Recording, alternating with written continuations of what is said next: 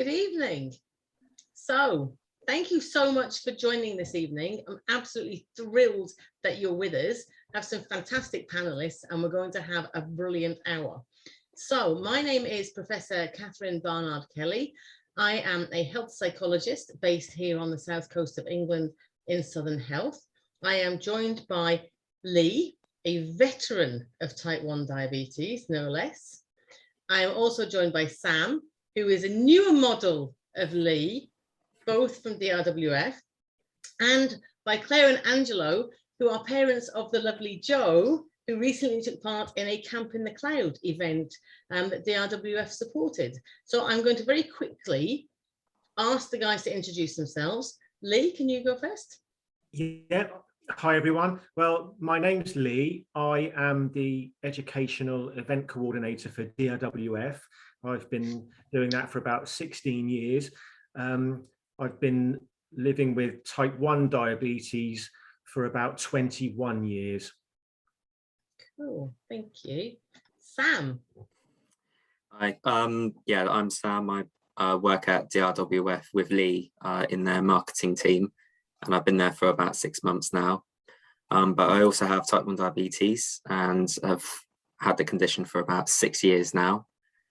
So yes, as I said before, I'm a newer model than Lee. Don't rub it in. Absolutely. And Claire and Angelo. Hi. Tell us about yourselves and tell us about Joe. Well, Joe's here. Do you want to come say hello? Quick. He's a bit bashful. Come and say hi. Wow. Say hello. Hey, hello. Hi, Joe. Great to see you. When were you diagnosed, darling? The 22nd of October last year. Gosh, so still quite new. Is it all overwhelming or are you doing really well? Really well. Amazing. You look like you're doing great. So there you go. So, and we're the parents of Joseph. Yeah, I'm Angelo. This is Claire. Yeah, we're happy to be here. Thank you so much for joining. I really appreciate it. You're So welcome. the title of our session this evening for United Through Diabetes is Living with Diabetes as a Young Person and Families. So really what I'd like to do as we go through the next hour is really to get an impression from yourselves about your own personal experiences, but also about what you can share with other people that will help them in their journey with diabetes, with their experiences. So Sam, I'm going to start with you.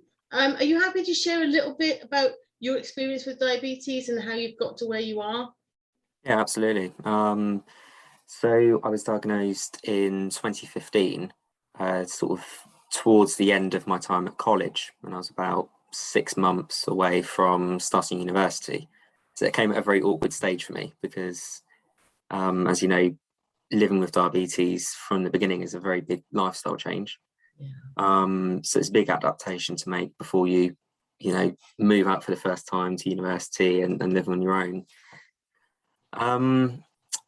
My experience so far has been that the first 6 months probably was the most difficult, and I think you kind of struggle somewhat with it, but it's a very manageable condition.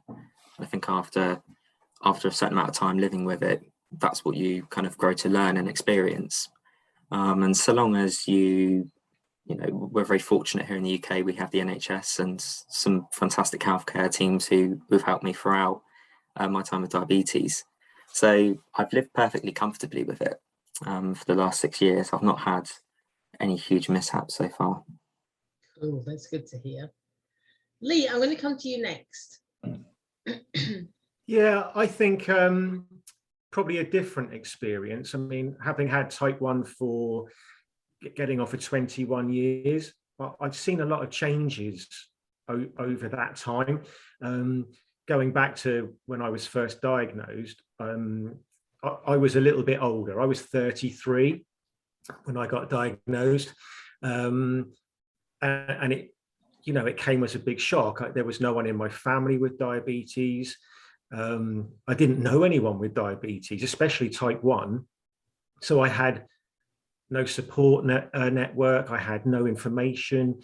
I think back then as well, there wasn't the amount of awareness of resources, support that we've got now. It's come a long way. So I think for me it's been a real journey, and I think it is for anyone with type 1. It's an ongoing learning curve. It never stops. You don't get to a point where it's like, well, I know all about it now, so that's it. It's the technology changes, the diagnostic technology, pumps, different types of insulin, different types of delivery devices and needles. So, NHS guidance, government guidance, it's continually evolving, and so we have to with it. So for me, it's just I kind of quite often say to people, it's not a sprint, it's a marathon. So, take a step back and take a deep breath, find out what it is, what it does to your body, how your insulins work, educate yourself, because the education is the power. That's the biggest thing you can do to look after yourself. And you change as well throughout your journeys with diabetes. Actually, the way that your body responds to insulin, the way that your body responds to activities, that also changes over time, and it can be challenging sometimes to understand how that is happening and how to respond to it. So it's a very dynamic disease that does require constant attention, whether that be at the forefront or in the back of your mind all the time. Yeah, you've got to be on it 24/7. Even when you think you know what you're doing, one day you can do everything, one way, and your blood glucose levels and management is fine. The next day you do exactly the same thing, completely different results. So you can't rest on your laurels. You've got to be, and it's so, and because of that, it makes you be an analytical person. You're not just in, working out your doses and your carbs and all of those things, but you have to look at exercise and diet and work and what kind of weather it is, even if it's a really baking hot day, or a freezing cold day, whether you're stressed, if you've got a cold, the variables involved in managing particularly type 1. I know people with type 2 have to do the same. It's a lot of work, but I think it makes you disciplined. Yeah, it always reminds me of an old Billy Connolly joke, actually, because I'm as old as you are, obviously, not pointing that out or anything. But, about it's like you think you're on top of things, but stay awake because tomorrow all the rules are changing. We're not going to tell you how, and it's true. It is. Claire and Angelo, tell me about your experience. So you are now over a year into this experience. Yeah. How's it been? It's a lot of what Lee just said there sort of resonates with us, because it certainly has been a learning experience. You go from knowing nothing about or very, very little, to be honest, about type 1 diabetes, certainly knowing nothing about DKA, because that's the first thing you learn about. When Joe is sort of was rushed to hospital. And although we kind of knew about type 1 diabetes, and I think had suspected, given the signs that he was exhibiting, that he was going that way.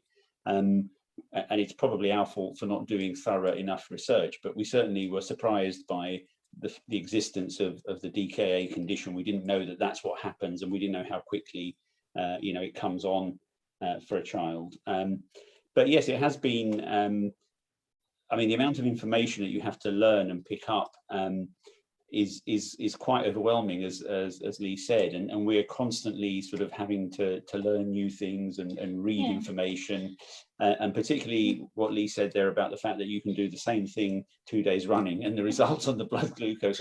That's certainly something that we've had to get used to, that his levels sometimes just go up or down for no reason that we can fathom. And I think the problem is, certainly I can obviously only speak for experience with a child, but you're in hospital and it's like, bam, there's no kind of, this is what's going to happen. It's like, bam, and there's no thinking time, and it's just there. And it took me kind of a week to go through a whole load of different emotions to sort of not deal with it. I was always going to deal with it, but I kind of went through different emotions over a period of about a week. A sort of angry emotion, then a sad, I feel sorry for myself, and then I feel sorry for Joe. And it's it's interesting. It can be a real grieving process. Yeah. And I know that with a child, with a young child, as well, you know, as a parent, what a lot of people say is that there's a grieving for things that they're not going to be able to do. That's 100% spot on. It's even things like you wouldn't, you know, your child is not necessarily ever going to join the armed forces, but now they can't. Your child is not necessarily going to want to go diving off the barrier reef in Australia, but now they can't. And it's those limitations on their future opportunities. Yeah, and I think it's really difficult to take. Yeah, and I think what I really found was we were in hospital, and every doctor that came up to me said he's not going to die, and I was like, that wasn't even kind of in my radar. But now I'm scared because you're saying, because now you're saying he's not going to die. And as far as I'm concerned, he was never going to die. But thank you anyway. You know, and it's just grieving is spot on. I literally went through a grieving process, and I went through anger, then guilt, then feeling sorry for him, then feeling sorry for me, not feeling sorry for you, sorry. But oh, that's another webinar. But yeah, you do literally go through almost like a grieving process. And then you just come out the other end of it. It is very much a wham, bam, thank you, ma'am, here it is, and it's here to stay. Yes. And then you just sort of collect yourself, and it's like, right, okay, let's accept the challenge and let's just go. But yeah, learning curve is very steep. And still is steep, because as you say, as Lee said, it just changes. It's dynamic. Exactly. Sure. And it's kind of like getting people up with the school. It's kind of like, well, why is it doing that? And it's like, if I knew that, it would be brilliant, but I can't tell you why. I can give you some ideas as why it might be doing this, but it's not. Everyone just thinks, oh, it's just a bit of insulin, then they'll be okay. And it's like, everybody thinks it's a mathematical equation. Yeah, and it's not like that. I understand getting people to understand is a challenge within itself. Yeah, absolutely. Lee, may I just quickly ask you a question that's come up in the chat? Lee, do you have LADA diabetes? No. When I was diagnosed, I had rapid onset type 1. I went from being healthy and normal weight, you know, everything okay, to being in QA, our local hospital, on a drip in less than 2 weeks. Massive weight loss, all of the classic symptoms, you know, thirst, peeing for England, eyesight going, muscle pains, kidney pain, the whole shebang. So you know, it wasn't LADA, it was proper rapid onset type 1. Thank you. It's horrible. Yeah. Sam, I'm going to come back to you now, actually. So I'm going to talk about therapies and the different therapies that maybe you've experienced during your time with diabetes, and maybe therapies that you think might be useful, and why you think that might be. So you've lived with diabetes now for 6 years, yeah? Yes. So tell me about your therapy experience in those 6 years. I mean, I'm just gonna, obviously Lee's gonna start with darts and fire and injections from outside the room, you know, but for the rest of us, it's not quite so brutal. Oh, by therapy, do you mean what type of sort of insulin Yeah, therapy what I therapies use? have you been on? Like when you were diagnosed, what happened? Did you go straight onto multiple daily injections? Did you go straight onto a pump? So for me, I started on 2 injections a day, which was with Humulin, Mm-hmm. and I actually stayed on that. It's recommended that you're on that insulin for about a year or two. It's sort of it was described to me as being sort of a starter insulin. Okay. But I was actually on that insulin for about 4 years just because it suited my lifestyle very well, which evolved around getting up in the morning, doing an injection, having a nice breakfast, doing everything I wanted during the day, and then just before dinner, you do another injection. Yeah. And the idea of going on to a more specialized sort of insulin where you have to do it every time you eat just wasn't very appealing. Yeah. And then I sort of started to think it probably was best that I go onto a new type of insulin just so I have better control of my sugar levels. And that's when I made the decision to go on to Humalog. And the background insulin which I use is Tresiba. Yeah. And it's been much better for me. The idea of doing a lot more injections is quite daunting. But you get so used to it. I think the longer you have to do insulin therapy. The biggest thing I didn't expect was weight gain. I suddenly, when I was young, I used to be able to eat anything I wanted and I wouldn't put on weight. And as soon as I changed to Humalog, if I had a pizza, suddenly I was putting on like 3 pounds. So that was the worst part. Welcome to our world. Yeah, I was gonna say, that's normal for me. The real reality kick in. Yes, exactly. And are you still on multiple daily injections now? I am, yes. Yeah, cool. Lee, I'm going to ask you to condense yours into just a few minutes, babe. So you're going to have to skip over some of the phases. We're friends, by the way. We are. Yeah, so yeah, actually the same as Sam. I was on mixed insulin to start with for a couple of years. Didn't suit my lifestyle, didn't get on with it at all, had horrible hypos, was feeding the insulin all the time. Changed to basal bolus, which was life-changing for me, having the flexibility to miss a meal, do corrective doses, much more stable. I've stayed on multiple daily injections. I've looked at pumps. I've been through the pump course at my local hospital. And together with my team decided that it wasn't for me at the time. But no, that's not to say I won't go on one now that there's new patch pumps and tech coming out. I just didn't want something stuck to me, especially with an infusion set and you know, I get things wrapped around door handles, and I knew I'd wake up with it wrapped around my neck and stuck to my face. So I thought, no, not for me. I'm not sure that's ever actually happened, but It would be if it was me, Kath, honestly. it's you. So. Yeah. Yeah, cool. So we have a question in the chat. I am going to come to that in just a second. But I was going to ask first, so what therapy, has Joe been on the same therapy from the start? What happened? Yeah, so Joe is obviously you have a period where you just inject insulin before food, but you don't do the carb counting. So obviously once carb counting was introduced, Joe is injected 15 minutes before each meal with Novorapid at the moment. Okay. And his long lasting insulin is Lantus, which he has of an evening. So he's doing really well. He's kind of, we've watched some videos around pumps, but he was he pricks his own fingers now, so he's okay doing that, but he's not yet injecting himself.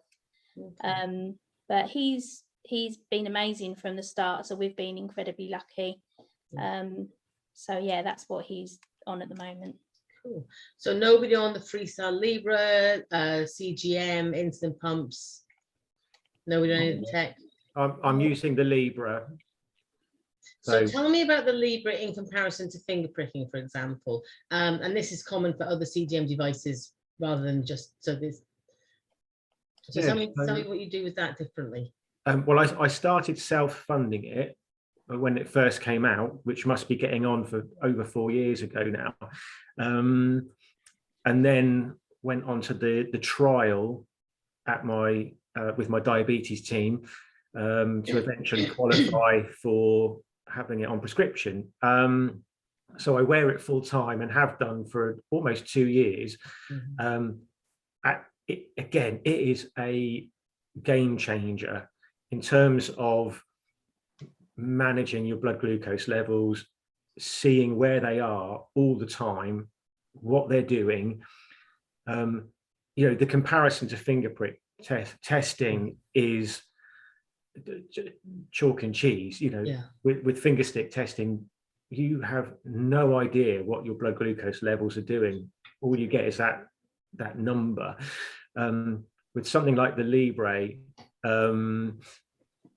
I can see what my blood glucose levels are doing constantly, and it's feeding data to the app on my phone every 5 minutes. I can see trends. It tells me if my blood glucose levels are going up, down, they're going up or down fast or slow, so I can take action. I'm not going to say it's perfect, because exactly, and because what we said earlier about your blood glucose levels not playing ball all the time, even with a corrective dose or perhaps a jelly baby to bring yourself back up, if you're going low, it still doesn't work. But 7 times out of 10 it does. And so I've tightened up my control of my blood glucose levels drastically. I've reduced my HbA1c from an average of about 7.1 in the old money down to about 6.5, and I know in terms of really the percentage of change, it doesn't sound a lot, but the impact on your health and long-term complications of even a small drop in HbA1c is immense. So the Libre for me is not just help me tighten up my glucose control, it's preventing those long-term complications, it's preventing things like the risk of DKA. It allows my team at the hospital to remotely monitor my data and log in and have a look if I need them. And it also I've had more appointments with my team, so my consultant has spent a lot more time with me looking at the data, tweaking it to see where I can improve my. Yeah, exactly. So you're on the Libre 2 now, or still on the original? Oh no, on the 2 now. So this one's got the alarms on, so it alerts when I'm going high or low, which is fantastic. Having that alarm go off to let you know that something's changing. Unless it goes off 5 times during the night. Again, that's another webinar. I am going to come back to the technologies, because there are a couple of points in the questions in the chat. But I wanted to come back and address this question that came in earlier. So we have a mum of a newly diagnosed child with type 1 diabetes only 4 weeks ago. So I get you in this tidal wave of emotion and information overload, and it can be very, very overwhelming. I know this, and the question is, what help is there to support mental and emotional well-being for children? Now, I'm going to start the answer, and I am going to type a couple of these websites into the chat as an answer while I let the other guys talk. There are some really, really good resources that you can access via the internet that are very evidence-based, very safe. So there's a website called Digibete, Digibete. That's a very, very good. It's got a lot of information on there. There's also a really good website in the States. A friend and colleague of mine, Professor Bill Polonsky, is a very brilliant psychologist, and he heads up the Behavioral Diabetes Institute in San Diego, and that's behavioraldiabetes.org, as in US spelling of behavioral, but I pop it in the chat now. Excuse me, sorry. There should be psychological support in every pediatric diabetes team as part of the pediatric best practice tariff. So certainly I would definitely ask at your clinic, because there should be a psychologist embedded within the team that will be able to speak to yourselves and your child. And I know obviously DRWF have a lot of resources that they support families who are living with diabetes. So Lee, I'm going to ask you to answer this question while I type a couple of web addresses. Is that okay? Sure. Yeah, I think, again, as we were saying earlier, the wealth of support and resources now is wonderful. Obviously, knowing where to look is key, but there are charities like ours, DRWF. I will have to say, you know, for children and families of kids, JDRF is a very good charity with some wonderful resources for school, college, the NHS, obviously.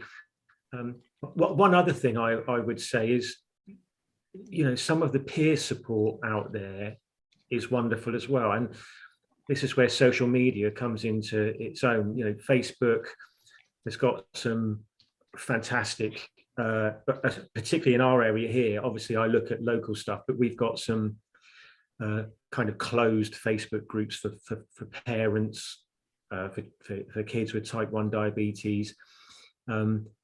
They're moderated. You know, if you get people asking something strange or suggesting something strange, those groups tend to self-moderate, because, you know, people that have had diabetes for a while will jump in and say, well, hang on a minute. So there's a lot of resources out there. There's some fantastic books like Carbs and Cows and Diabetes for Dummies. And if anyone wants to email me, I'm happy to send them a resource list, because I've got a list of some really good resources. Awesome. Anything to add to that, Sam? Anything that you found useful? From me, if I ever needed support, it was mainly through the big charities, so Diabetes UK, DRWF and JDRF. Those were the ones I used. And obviously through my NHS team as well. But I think Lee's covered all the points that I would usually make. Yeah. There's a lot of support online. The challenge can be there can be a lot of virtue signaling online, and some people can be quite aggressive. So you have to be careful when you choose to go to social media. Then you have to be mindful that it can be a blessing and a curse. But it's certainly worth having a look. Yeah, I know that in pediatric services, psychological support is available. It is not yet available, unfortunately, in adult services routinely, unless you specifically ask your clinician to signpost some support. I know that NHS England are trying very, very hard to introduce psychological support amongst the adult services. But it's incredibly difficult, and it's not yet available for everybody. But certainly it's worth going to clinic and asking the clinic, otherwise seeking out one of the charities. JDRF and even though it says juvenile diabetes research, it's not just for children. It's a much broader charity, and they do have a lot of resources.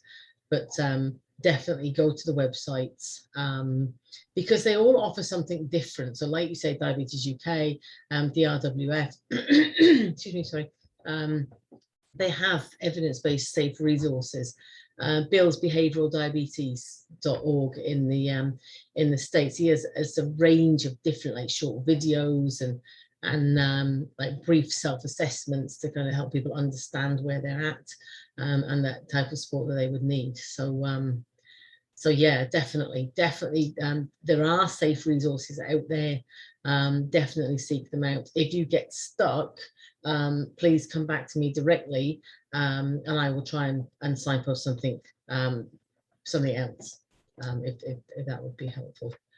Kath, yes, what about, I don't know if they're specific to like Hampshire here, but what about programs like Talking Change, Steps to Wellbeing, because they're self-referral, aren't they? They are, and it's definitely worth taking a look at those programs for sure. Yes. It kind of depends what type of support that you need, and how specific it is to a particular issue, or whether it's a more broader psychological burden, distress, just generally very, very cheesed off with managing this. which kind of leads us really neatly onto something else that I wanted to cover, being mindful of time. And there are still some questions, and I promise you I will get to all of the comments and the questions. But I wanted to talk about the pressure of living with diabetes and the challenges that we face, particularly in terms of the well-meaning but ignorance often, and downright rudeness, inconsiderate. I could go on, but generally most people are well-meaning. They're just very, very unaware, and that can be actually the whole stigma associated with diabetes is so intrinsically related to the lived experience of everyday living with diabetes. I wanted to touch on that a little bit, and I'm going to start with you, Sam, and then go to Claire and Angela, and then come to you, Lee, about I mean, I could come up with some very funny stories. A million, I could fill a week with ridiculous things people have said. However, how is that? How have you experienced that? How have you responded to that? What advice could you give to other people who are listening? Definitely. Well, from my own experience, I think even before I had diabetes, I knew nothing about the condition. I didn't know anyone with the condition. So if I had gone to university and not had diabetes and someone had told me they had it, I would have had no idea. Equally ignorant. Anything, equally ignorant. It's only when I had the condition. Exactly, and that's reasonable. It's not unreasonable for people not to know. Yeah, at university, I didn't expect anyone to know about the condition and the ins and outs. I haven't really experienced too much rudeness about it. What I would say is there is an alarming, what I found was an alarming kind of lack of awareness about what to do if anything went wrong. Yes. So during my first year, I explained to people, if anything did happen, you just follow usual protocol, which is call an ambulance, let them deal with it. Yeah. But a lot of people, not necessarily bad people, these people just trying to do their best. But if they find someone in a medical situation, they might try to do something about it. Yeah. And if you have an injection pen on you, they might try to inject you with it, which is probably the worst thing you can do. So for the final 2 years of my university, I didn't tell anyone I had diabetes, with the understanding that if anything did happen, they would just leave me because they wouldn't know what to do. Or they'd call an ambulance. So that's been the most alarming thing I've found. It's just that people, even if you explain to them what to do, there's still that lack of awareness about what they should do if it happens 6 months later. Yeah, fair enough. Claire and Angelo, tell me about your experience as a where do you want to start? Yeah, I mean, I don't expect, little bit like Sam, we kind of knew, diabetes, you have to inject with food, but you don't know anything until you deal with diabetes. You don't know anything about diabetes, and I think what I find most frustrating is I don't expect everybody to know how diabetes works. I don't expect that at all. What I just like them to do is understand, because what I've found recently is that you'll be talking to someone about it, which is great, but then they say, "Oh no, you're wrong," and it's like, well, I'm kind of, I'm not sure I am. Yeah, I've been told it's because I gave him too much chocolate. It's because I had him in routines. That was a good one, because I had him in routines when he's a baby. So it's my fault that I made him eat and have routines. We get told all sorts of stuff, and even the school.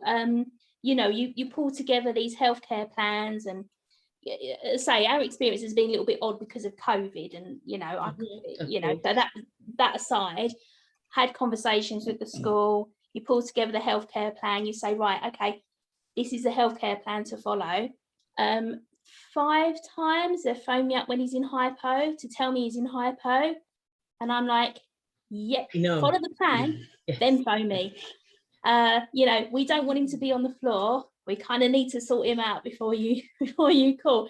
And what I struggle with a lot is just people not listening and understanding, and also having other people being responsible for him. I'm relying on other people, and I'm finding that very difficult to deal with. Yeah. I would add as well that one of the things I found, and Claire's talked about the kind of the ignorance of other people and the fact that they all seem to think they know more than you do, or than we do, if you like, about it. But I think a lot of that ignorance is born out of confusion between type 1 and type 2 diabetes, because and I do understand that I think somebody quoted to me the numbers, there's something like 9 or 10 times as many type 2s as there are type 1s in this country. And therefore, I suppose that's normal that people, because they're so much more exposed to that condition as opposed to type 1, feel that is their experience of diabetes. And so that is their kind of bias, their prejudice, if you like, comes from that. And they kind of assume that type 1 is just another version of type 2, and therefore it's kind of the same thing. And I've wondered right from the beginning why type 1 hasn't been given a different name, you know, some set of initials that includes autoimmune and pancreas and something else, just so that people will, in their minds, differentiate it a bit more. Because I think a lot of the ignorance we've found isn't so much ignorance, it's just people thinking they know all about type 2 and applying that knowledge to type 1. Yeah, but I think it's also the fact that they tell us we're wrong. I find that astonishing. That's an interesting one. Kind of like, you know, oh no, you're wrong. It's like, oh, okay, yeah, okay. So Angela, I'm curious to ask.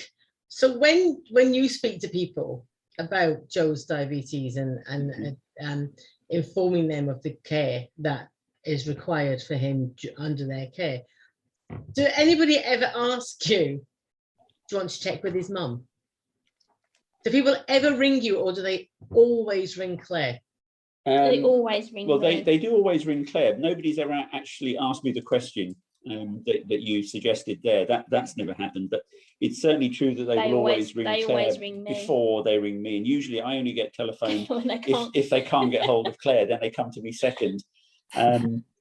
Yeah, I mean, I don't have a problem with that. I completely trust my wife. So there's no reason why they shouldn't call her first. But it is an interesting one. Yeah, I don't get that. I think that's the lioness coming out from mums. We're always a little bit like that. But when you've got a child with a condition, I think it's even more. So it's like, ring me. Just Mama Bear coming out of the cave. Yeah, exactly. It's like,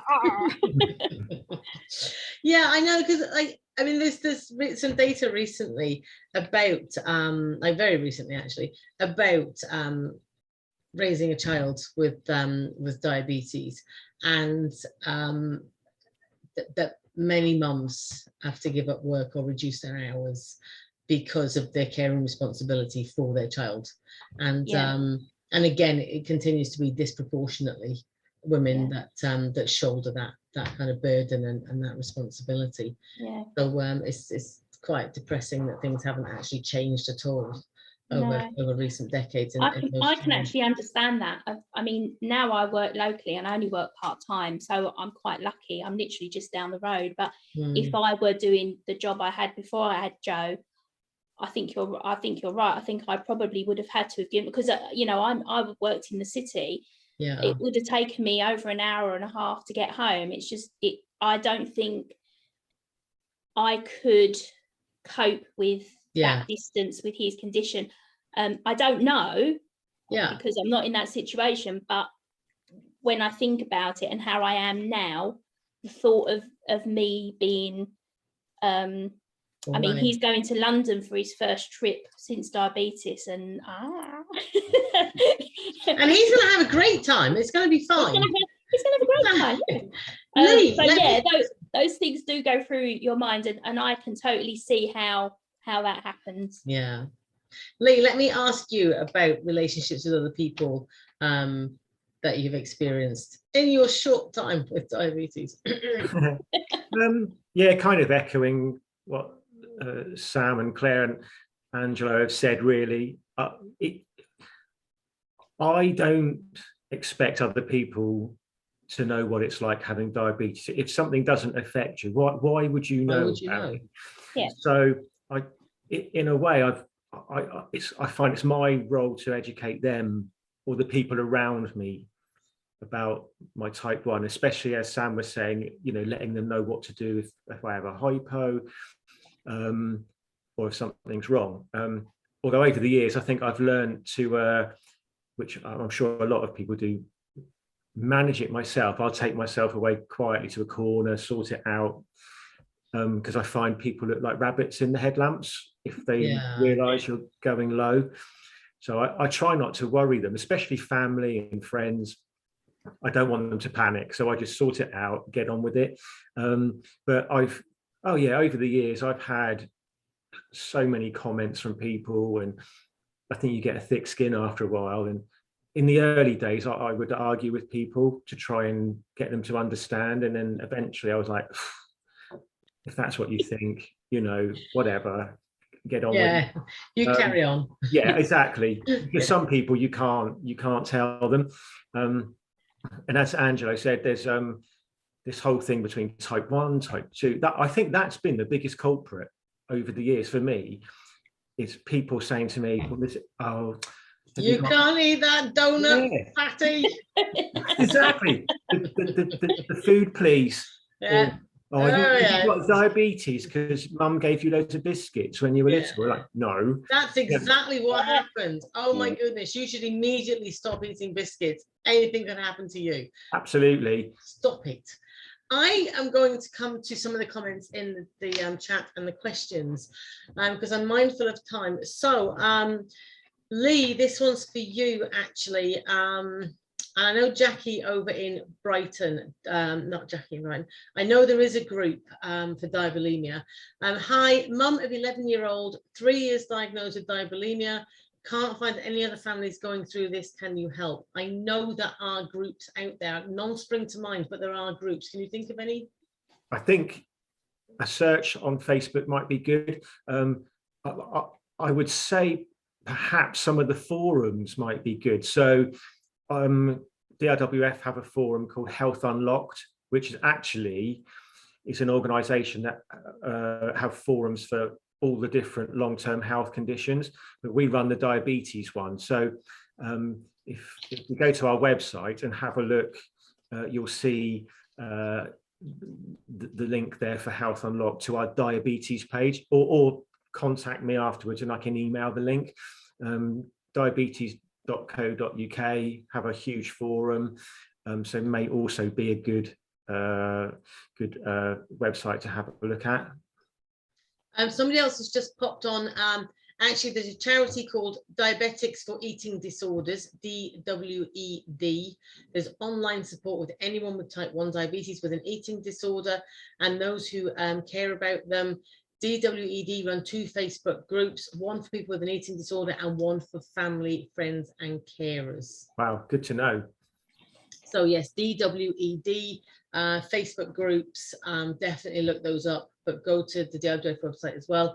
And Diabetes UK might have some information on that, and JDRF might do also. Question for Sam, what were your signs and symptoms before you were diagnosed with diabetes? For me, they were very typical of what most people will experience. So first of all, weight loss is the big one, and really dramatic. It's not just a case of losing a few pounds, it's potentially a couple of stone.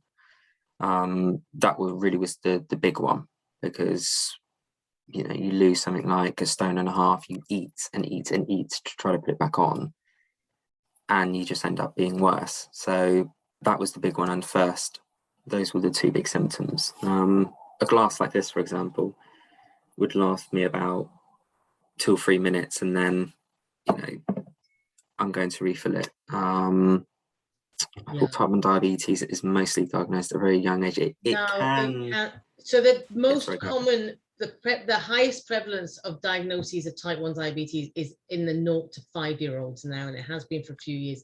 It always used to be the most prevalent diagnoses were in adolescent years, but you can be diagnosed with type 1 diabetes at any point throughout adult life. But you're right, most diagnoses of type 1 diabetes are increasingly at much younger ages, in the 0 to the 0 to 5-year-olds. And I'm Kath, going to go to a haven't they, difficult one. Oh, sorry.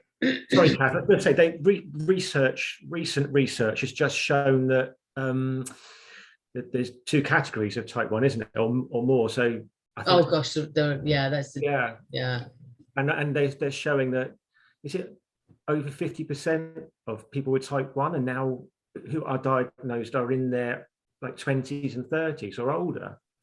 Yeah. That's very, very new data. Let me go to some of the other questions. Our 8-year-old son's fingers are a bit of a mess. He was diagnosed 4 years ago. I would love for him to use a Libra, but he won't entertain it. He is also not yet injecting himself, although does know his own, does do his own blood glucose testing. Any thoughts on how to move forwards?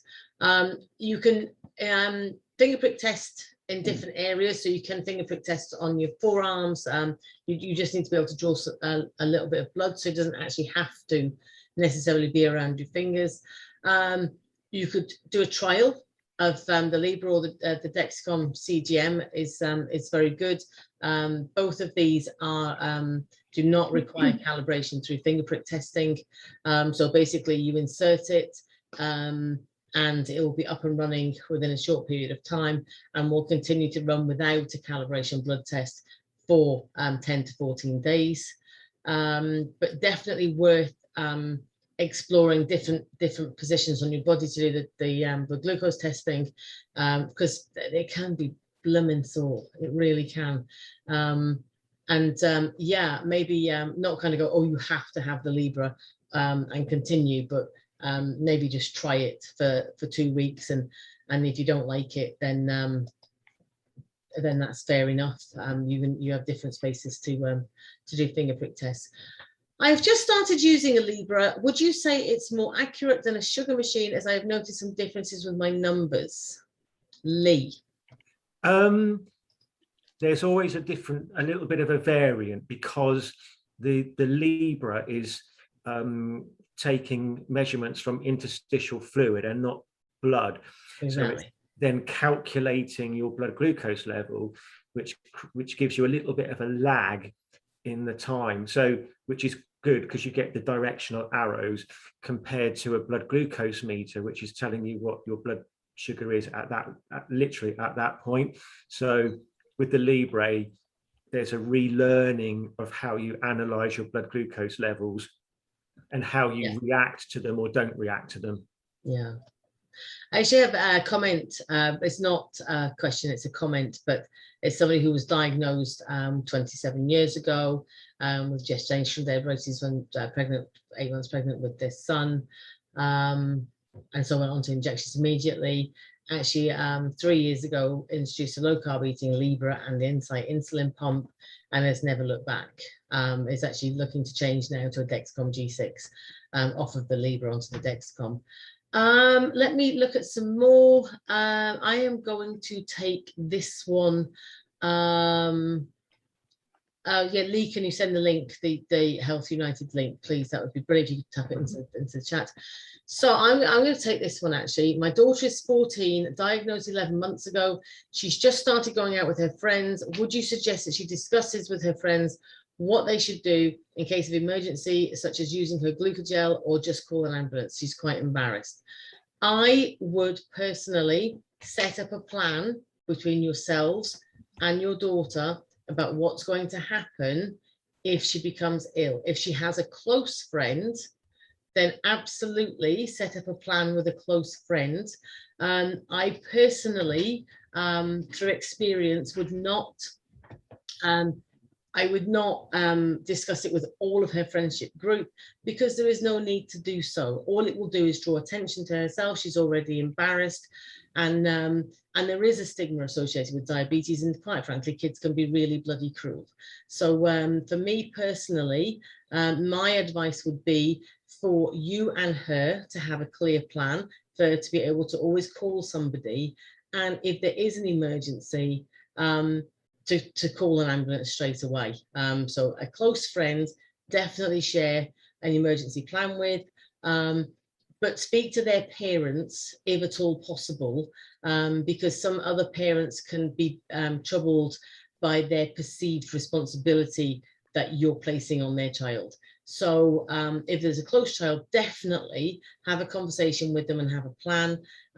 Try to speak to their parents if possible, so that they understand that you're not asking them to deliver emergency medicine. You're just asking them to contact somebody in an emergency, as you would do in any other emergency with a child that didn't have diabetes. You're just less likely to have a plan for that. But for me, it is a trade-off between the embarrassment and the freedom to live your life as you choose to do, without constantly having to wear this burden, this badge that says you're different. So so for me, that's the way I would go. Lee, any thoughts on that? Sorry, Kath, I was typing messages to people, so I missed a little bit of that. So sorry. No, that's okay. So you see, that's been my experience. I think the challenge is that we want our children to engage and transition with healthy self-management behaviors. We want them to continue to engage effectively with their diabetes self-management. We know that this is the safest, healthiest way. And the last thing we want them to do is to stop doing that and to hide that they've got type 1 diabetes because they get a hard time from other people. So for me, the fewer people that know, the better. And the plan between you and your child, and if there's a close friend, brilliant. And speak to the parents rather than the child. As a young diabetic, what changes would you like to see in society for support without being labelled Sam? Well, in society, I think the most important thing is just going to be education and just seeing more people aware of both types of diabetes. Without being labelled, or I think the better educated people are, the less likely they are to label you. The diabetes really is getting a bigger and bigger concern, you know, across the world. I think I'm not sure about the figures, but it's a couple 100 million are going to have some form of diabetes by 2035. So I think it's going to become a bigger and bigger issue, and more people are going to get educated on it. I learned about diabetes when I was in school. I just didn't pay attention about it. So I think we're already getting there in some way. Yeah. I'm going to let you, can you have type 1 diabetes for years before it finally goes into diabetes? I mean, type 1 diabetes is diabetes. I know you can have it for a period of time. I'm not sure you can have it for years. Lee, would you say? I know there are different types of type 1 and type 2 being diagnosed all the time, and some of our funded researchers like Dr. Shivani Misra specialize in this, and there are always variables, but I do believe with type 1, you know, for most people it's a rapid onset, or you know, you may have had it for a short time, but I don't believe it could be years. I think some people get confused as well, if they're type 2 and on tablets or on diet control, they progress to insulin for whatever reason, and then they think they've become type 1. So I think there is some confusion around terminology and the blurring of lines between type 1 and type 2 again. Yeah. I am mindful we've come to the end of our hour, which has gone very, very quickly. Thank you to everybody that has asked a question. If there are any unanswered, please do reach out to us directly, and we will do our best to answer those. I think we've managed to get to most of them. I want to say a special thank you to Lee, to Sam, to Claire, and to Angelo, and to Joe, if you're still around in the background somewhere. He's still here. Thank you so much for giving your time this evening, and to sharing your thoughts so freely. I really genuinely appreciate it. All of the recordings of these United Through Diabetes sessions will be available on demand on the United Through Diabetes website, so please do keep an eye on that. And with that, I am going to say good night. Thank you for attending. Thank you for listening. Bye-bye. Thank you. Thank you.